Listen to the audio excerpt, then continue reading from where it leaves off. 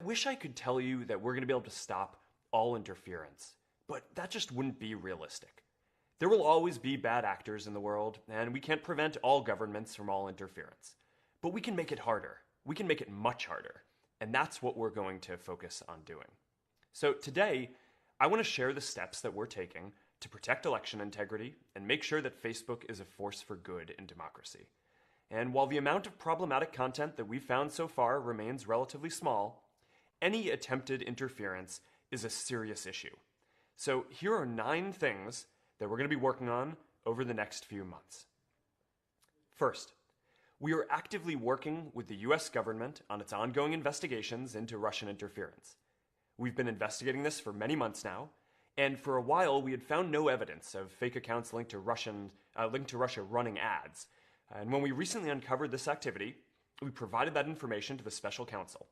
We also briefed Congress, and this morning, I directed our team to provide the ads we've found to Congress as well.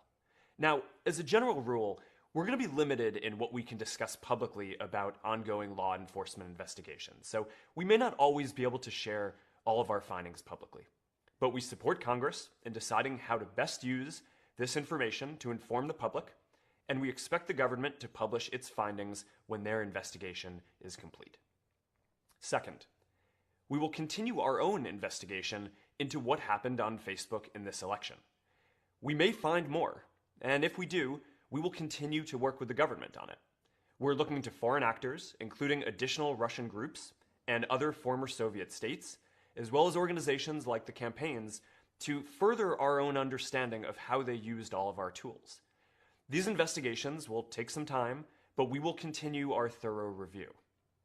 Third, going forward, and maybe the most important step we're taking, is we're going to make political advertising more transparent. So when someone buys political ads on TV or other media, they're required by law to disclose who paid for them. But you still don't know if you're seeing the same messages as everyone else. So we're going to bring Facebook to an even higher standard of transparency.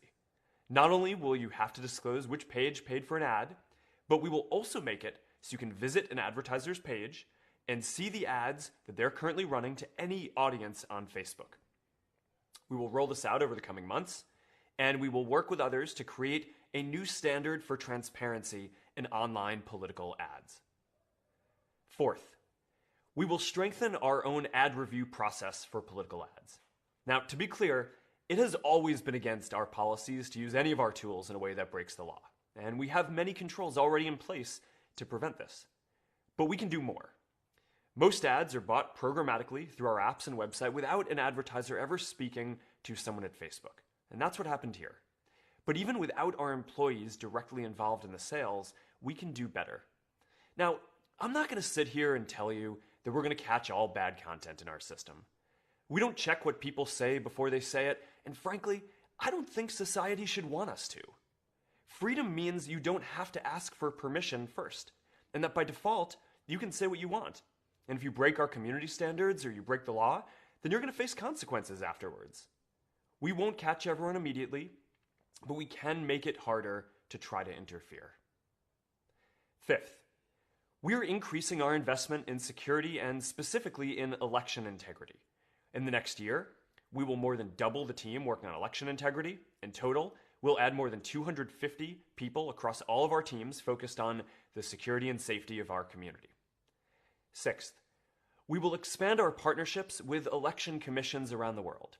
We already work with electoral commissions in many countries to help people register to vote and to learn about the issues.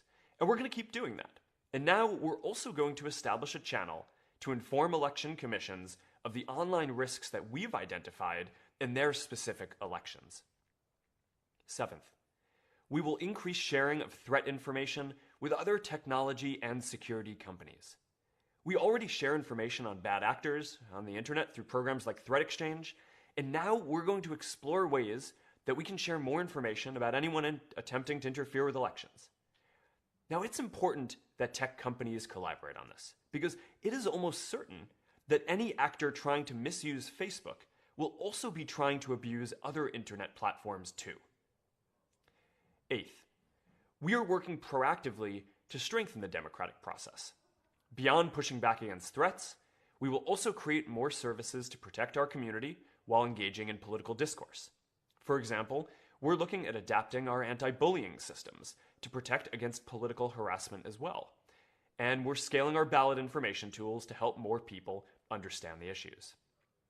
Finally, we've been working to ensure the integrity of the German elections this weekend. From taking action against thousands of fake accounts to partnering with public authorities like the Federal Office for Information Security to sharing security practices with the candidates and parties.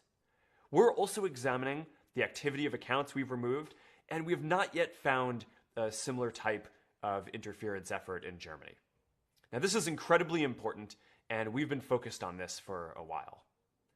Now, at the same time, it's important not to lose sight of some of the more straightforward and larger ways that Facebook plays a role in elections. And these effects operate at much larger scales, of 100 times or 1,000 times bigger than what we're discussing here today.